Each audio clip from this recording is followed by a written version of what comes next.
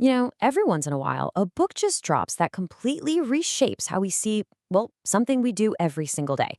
And back in 2017, that book was absolutely Matthew Walker's Why We Sleep. I mean, this thing was a monster hit. It totally flipped the script on sleep, right? It went from being this kind of luxury to a flat-out medical necessity for millions of people. And, I mean, you can totally see why it took off. The author, Matthew Walker, he's a professor of neuroscience at UC Berkeley. He's the director of their Center for Human Sleep Science, so he's got the credentials, right? The book shot to the top of the New York Times bestseller list, his TED Talk went viral, and pretty soon he was the guy everyone went to for anything about sleep. And here's the thing. Walker himself set the bar incredibly high.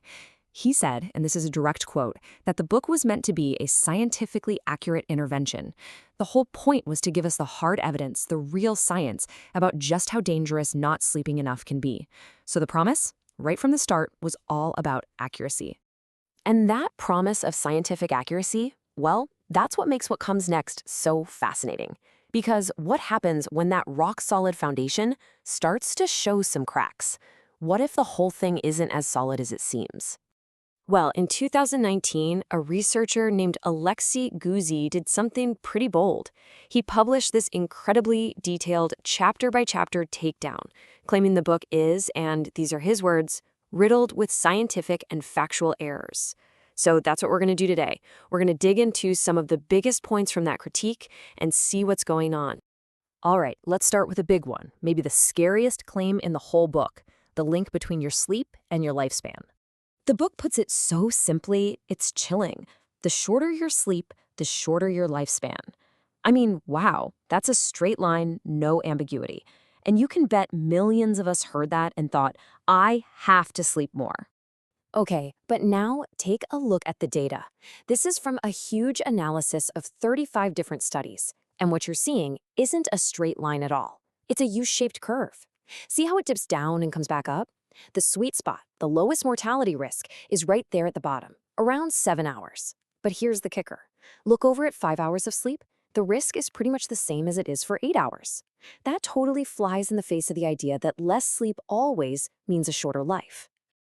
All right, next up is another huge claim that definitely got people's attention, the connection between sleep and cancer.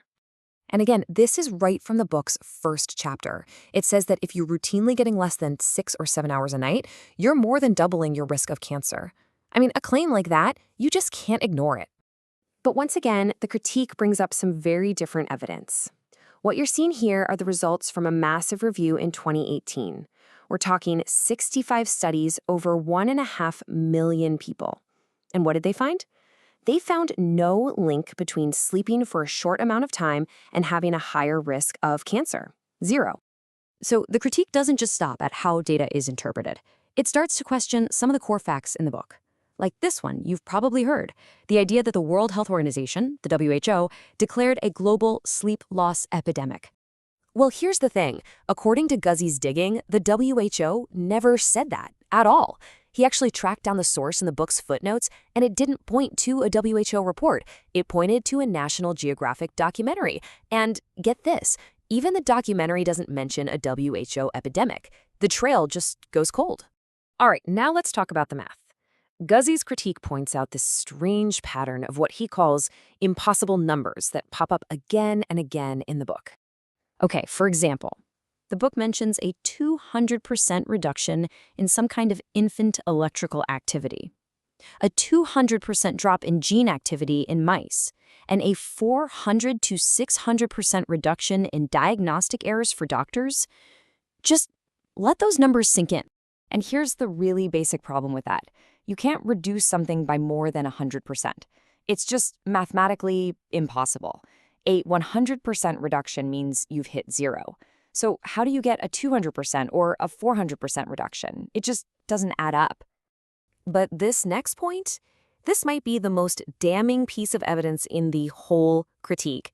Guzzi basically calls it the smoking gun, and it's all about a simple bar graph showing sports injuries in teenagers. Okay, look at this. On the left, you've got the graph from the original study. It shows injury risk versus hours of sleep. Simple enough. On the right is the version that's printed in Why We Sleep. Take a second. See if you can spot what's missing.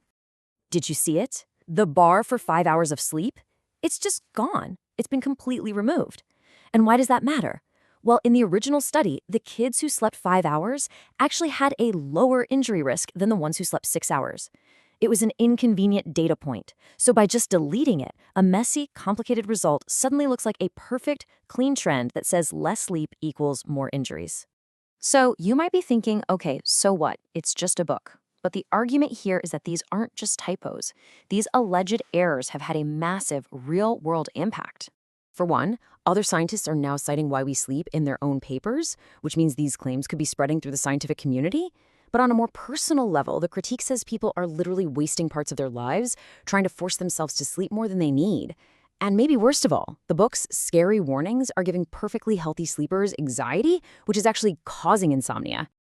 And this quote from a sleep coach named Martin Reed really hits home. He says he has tons of stories of people who slept just fine until they read the book.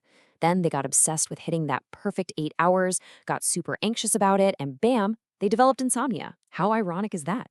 You know, when you step back, this whole thing really makes you think about a much bigger question. It's about science itself and how it gets translated for the rest of us. Alexei Guzey wraps up his critique with a really powerful thought. He says that the truth is sleep science is way more messy and uncertain than the book lets on. He says we have, quote, literally no idea what the perfect amount of sleep is for long-term health. And his final job is a sharp one. If you're going to use bad science, meaning data that just shows correlation, not causation, at least present that bad science accurately. And that really leaves all of us with a huge question to chew on.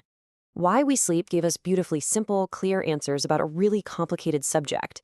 But maybe when the science sounds that simple, that clean, that's exactly when we should be asking ourselves, how much proof do we need before we're willing to completely change our lives based on it?